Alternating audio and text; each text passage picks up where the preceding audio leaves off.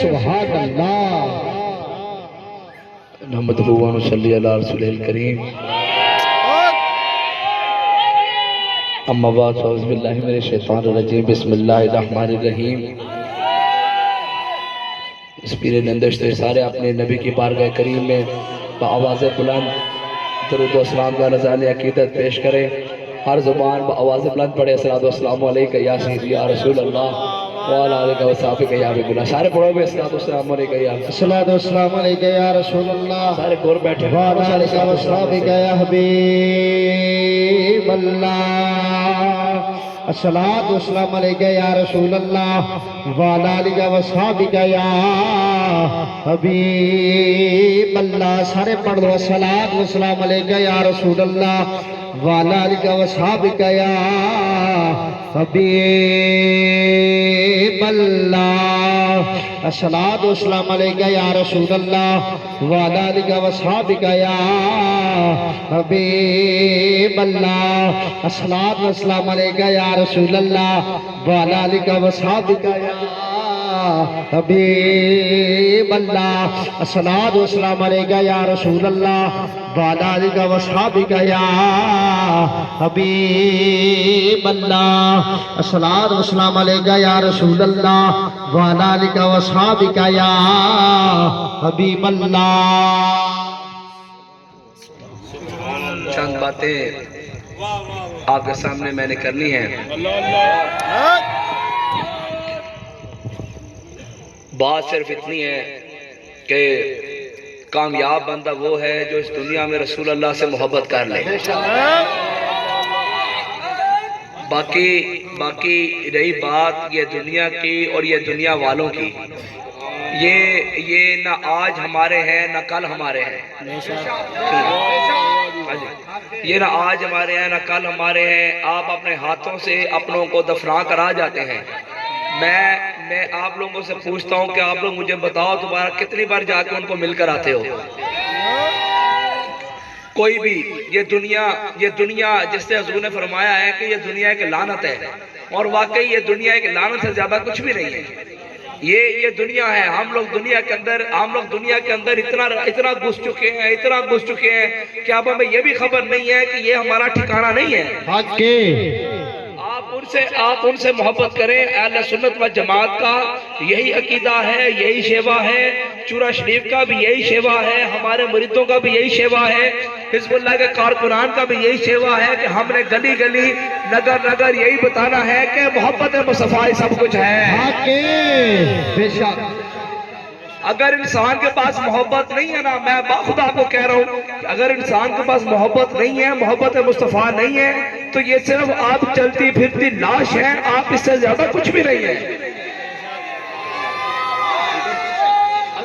اگر آپ کے پاس محبت مصطفیٰ نہیں ہے نا تو آپ چلتی پھرتی لاش ہیں آپ اس سے زیادہ کچھ بھی نہیں ہے بھائی آپ رسول اللہ سے محبت کریں جو آپ کا کام ہے اس کام کے لیے ہمیں بنایا گیا ہے آپ سے میں ایک سوال پوچھتا ہوں مجھے بتائیے کہ کیا اللہ تعالیٰ کو آدم علیہ السلام سے لے کر عیسیٰ علیہ السلام تک عبادت کے لیے نبی کم تھے؟ اللہ کیا اللہ تعالیٰ کو آدم علیہ السلام سے لے کر عیسیٰ علیہ السلام تک کیا عبادت کرنے کے لیے نبی کم تھے؟ آپ مجھے یہ بتائیں کہ جس اللہ کو محمد جیسا نبی سجدہ کر رہا ہو،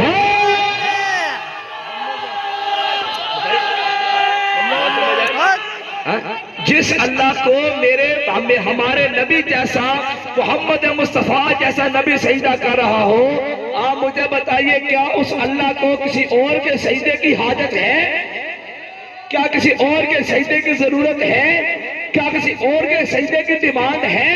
نہیں، میں کہا بالکل نہیں ہے۔ فرشتے سجدے کرنے کے لیے، نبی سجدے کرنے کے لیے، جانور سجدہ کرنے کے لیے، درخت سجدہ کرنے کے لیے، ملکوت سجدہ کرنے کے لیے، جبروت سجدہ کرنے کے لیے، ہر چیز جنات سجدہ کرنے کے لیے۔ پھر بتائیے کہ ہر چیز ہونے کے باوجود ہمیں کیوں بنایا گیا ہے؟ ہر چیز ہونے کے باوجود ہمیں کیوں بنایا گیا ہے؟ میں نے کہا کہ آپ کی زندگی کا مقصد کچھ اور ہے اور آپ چلے کسی اور طرف گئے ہیں۔ آپ کی زندگی کا مقصد کچھ اور ہے۔ آپ کی زندگی کا مقصد میں یہ نہیں کہہ رہا کہ نماز نہ پڑھو، میں یہ کہتا ہوں کہ نماز پڑھو پر سنت مصطفیٰ سمجھ کے پڑھنی ہے۔ ہم نے نماز پڑھنی ہے پر اپنے نبی کی ادا سمجھ کے پڑھنی ہے۔ آپ لوگ نماز پڑھیں، ضرور پڑھیں، لیکن نماز اتنی نہ پڑھیں کہ آپ نبی کو بھول جائیں۔ بات سمجھ رہے ہیں میں کیا کہہ رہا ہوں؟ سمجھا رہی ہے بات میں کیا کہہ رہا ہوں؟ کہ آپ نماز پڑھیں، ضرور پڑھیں، پر نماز اتنی نہ پڑھیں کہ آپ کو نبی بھول جائے۔ آپ توحید بیان کریں، ضرور کریں، پر ایسی توحید نہ بیان کریں کہ اس میں سے نبی کی ذات نکل جائے۔ آپ سجدے کریں پر ایسے سجدے نہ کریں کہ ان سجدوں سے بغض مصطفیٰ نظر آ رہا ہو۔ ہم وہ نماز پڑھتے ہیں جس میں عشق مصطفیٰ ہو، ہم اس نماز کے قائل ہیں جس میں عشق مصطفیٰ ہو، ہم اس عبادت کے قائل ہیں جس میں عشق مصطفیٰ ہو، ہم اس دین کے قائل ہیں جس میں عشق مصطفیٰ ہو، ہم اس مسجد کے قائل ہیں جس میں عشق مصطفیٰ ہو، ہم ان وظیفوں میں قائل ہیں جن میں عشق مصطفیٰ ہو۔ عشق مصطفیٰ جس عمل میں ہوگا ہمیں وہ عمل بھی قبول ہے، ہمیں وہ بندہ بھی قبول ہے، ہمیں وہ ساتھ بھی قبول ہے، اور بغض مصطفیٰ میں چاہے ہمارا اپنا بھی کیوں ہو ہمیں وہ نامنظور ہے، نامنظور ہے۔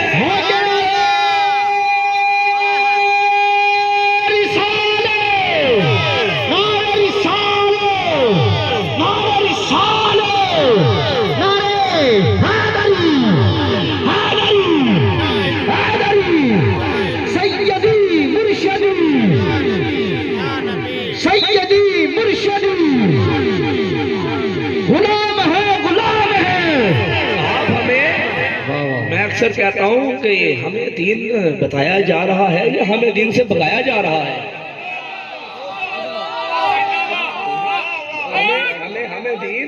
ہمیں دین بتایا جا رہا ہے، ہمیں دین سمجھایا جا رہا ہے یا ہمیں دین سے بھگایا جا رہا ہے؟ آپ کہتے ہیں کہ ہم دین کی بات کرتے ہیں، لیکن اس دین میں دین بتانے والا کہاں پر ہے؟ بات سمجھ آ رہی ہے میری میں کیا کہہ رہا ہوں؟ آپ ہمیں کہتے ہیں کہ ہم آپ کو دین پڑھائیں گے، ہم نے کہا آپ دین پڑھائیں گے لیکن جس نے دین آپ تک پہنچایا ہے اس کا ذکر کہاں پر ہے؟ آپ کہتے ہیں کہ ہم آپ کو نماز بتائیں گے، میں نے کہا آپ ہمیں نماز تو بتائیں گے لیکن جس نے نماز دی ہے اس کا ذکر کہاں پر ہے؟ آپ کہتے ہیں آپ ہمیں روزہ سمجھائیں گے، آپ ہمیں توحید سمجھائیں گے، میں نے کہا آپ سارا کچھ سمجھائیں گے لیکن آپ تک جس نے پہنچایا ہے اس کی بات کس نے کرنی ہے؟ آپ تک جس نے پہنچایا ہے اس کا ذکر کس نے کرنا ہے؟ تو آپ اس بارے میں ذرا سوچئے۔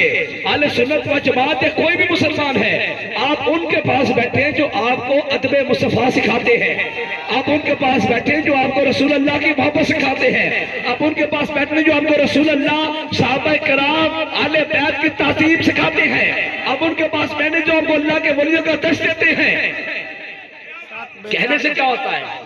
کہنے سے کیا ہوتا ہے؟ کہنے کے تو ہندو بھی اپنی طرف سے بات ٹھیک ہی کر رہا ہوتا ہے، کہنے کو تو ہندو بھی اپنی طرف سے بات ٹھیک کر رہا ہوتا ہے، لیکن میں نے کہا بھائی وہ ہندو ہے، ہندوؤں میں ہمارے میں فرق یہ ہے کہ ہم نبی مکرم صلی اللہ علیہ وسلم کے ماننے والے ہیں، ہم ان کے نام پر جانے قربان کرنے والے ہیں، ہم ان کے بتائے ہوئے اسلام پر چلنے والے ہیں، ہم ان کے بتائے ہوئے دین پر چلنے والے ہیں۔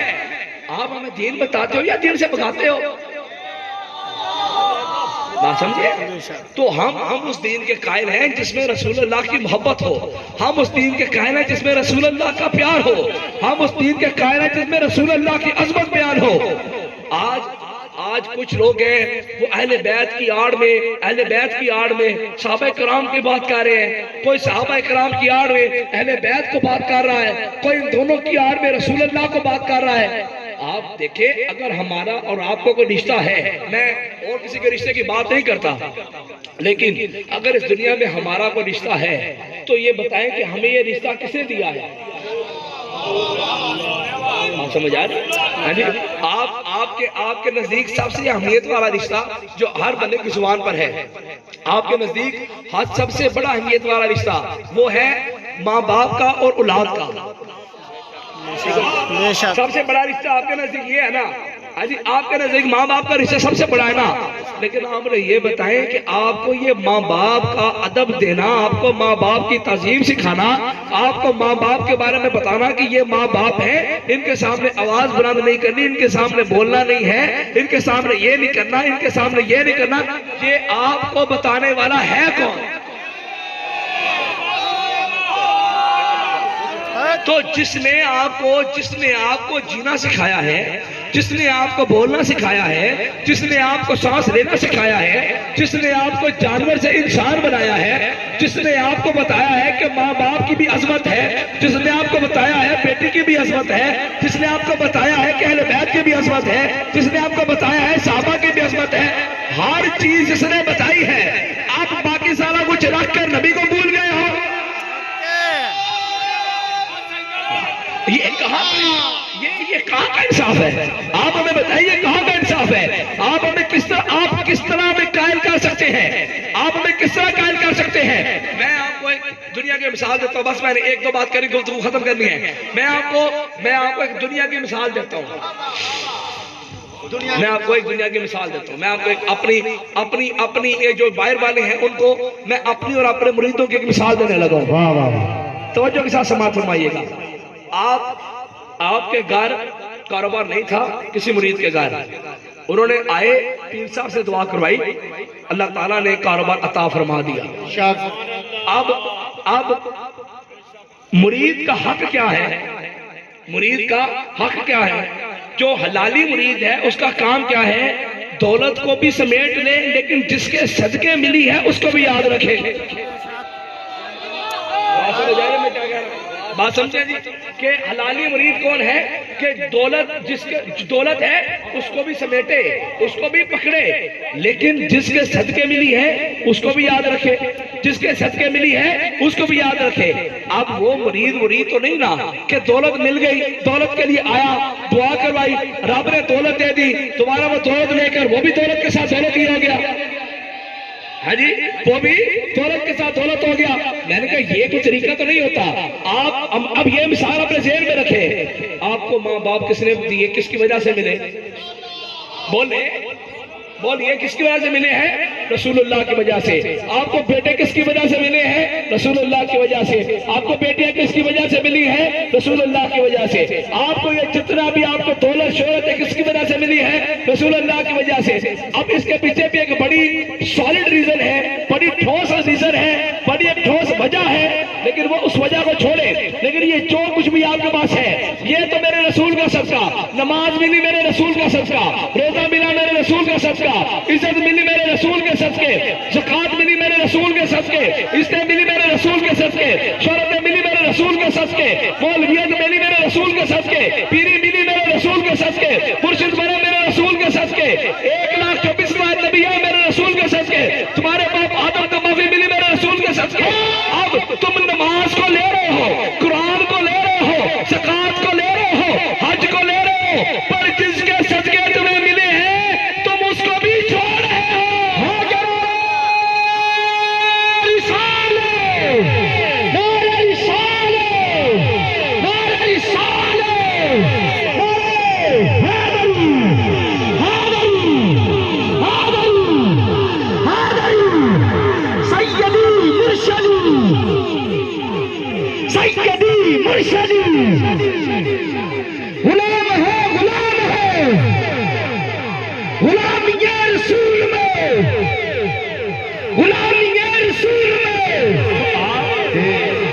انسان اگر حلال کا ہے نا تو وہ اس بات پہ توجہ کرے کہ جس کے صدقے ملی ہیں اس کو بھی نہیں بھولنا، جس کے صدقے ملی ہیں اس کو بھی نہیں بھولنا۔ آپ ہم سے دین کی بات کریں، ہم ایک بار نہیں 100 بار بیٹھ کے سنیں گے، لیکن وہ دین رسول اللہ کے قریب کرنے کے لیے ہونا چاہیے۔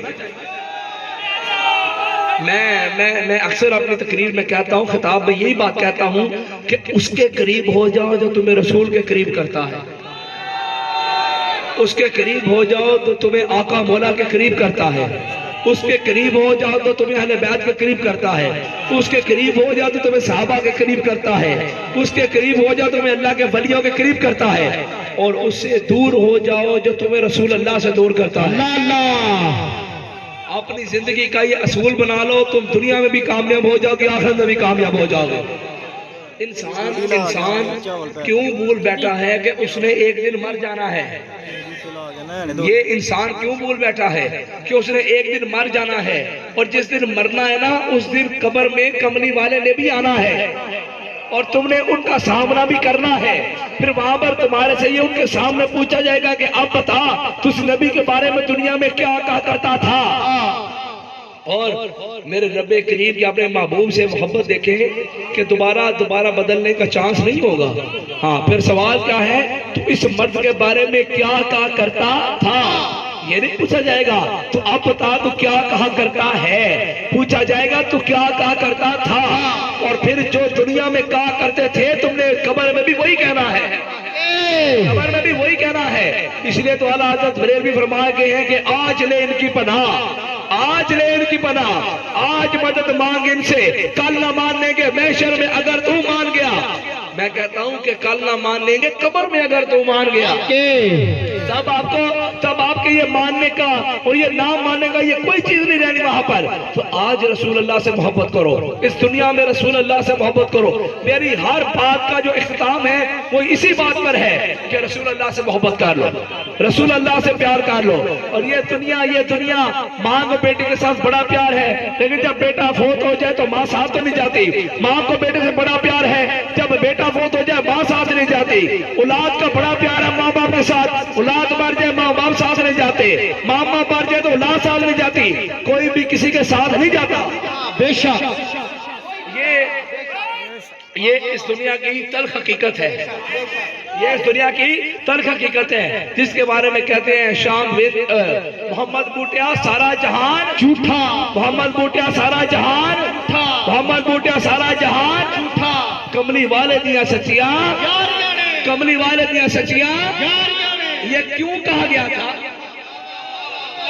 یہ کیوں کہا گیا؟ اسی لیے کہا گیا تھا، یہ اس لیے کہا گیا تھا کیونکہ محمد بوٹے کو بھی یہی پتا تھا کہ یہ جو دنیا ہے نہ کسی کی، نہ تمہاری ہے نہ ہماری ہے، نہ تم ہمارے ہو نہ ہم تمہارے، کیونکہ اختتام قبر میں جا کر ہونا ہے، اور تم نے اپنی قبر میں جانا ہے، ہم نے اپنی قبر میں جانا ہے، مولوی نے اپنی قبر میں جانا ہے، پیر نے اپنی قبر میں جانا ہے، لیکن قبر میں جانے کے انداز اپنے اپنے ہوتے ہیں۔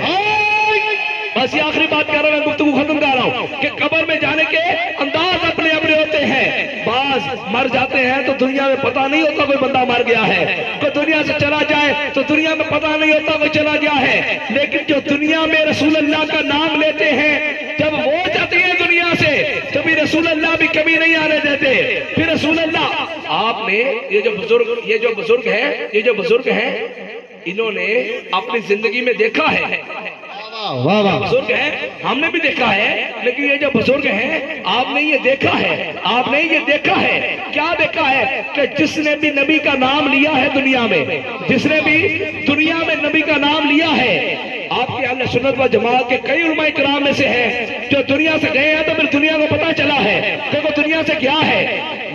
بڑے بڑے علماء کرام ہیں، عبدالستان نیازی صاحب رحمت اللہ علیہ، شاہ محمد نورانی رحمت اللہ علیہ، پیر نصیر الدین نصیر صاحب رحمت اللہ علیہ، علامہ خادم حسین رضوی صاحب رحمت اللہ علیہ، بے شمار، میں یہ نہیں کہتا، بے شمار ایسے لوگ، ممتاز قادری صاحب رحمت اللہ علیہ، جی یہ تو غازیان اسلام ہے نا، ان کی تو بات علیحدہ ہے، لیکن جو بات کرنے کا مقصد ہے، بات کرنے کا مقصد یہ ہے کہ جو دنیا میں نبی کا ہو جائے،